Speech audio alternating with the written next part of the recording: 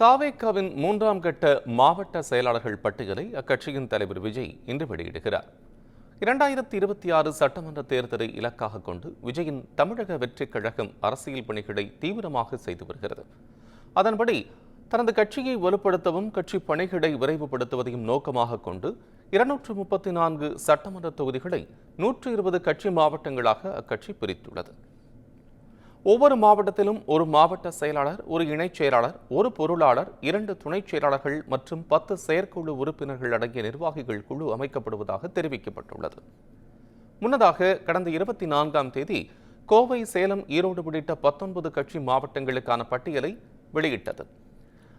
அதைத் தொடர்ந்து நேற்று முன்தினம் சென்னை, மதுரை உட்பட 19 மாவட்டங்களுக்கான மாவட்ட செயலாளர்கள் மற்றும் இதர நிர்வாகிகளை நியமிப்பதாக நடிகர் விஜய் தலைமையிலான தமிழக வெற்றிக் கழகம் அறிவித்தது. இந்த நிலையில் தாவேகா மாவட்ட செயலாளர்கள் நியமனம் தொடர்பான 3வது பட்டியலை இன்று அக்கட்சியின் தலைவர் விஜய் வெளியிடுகிறார்.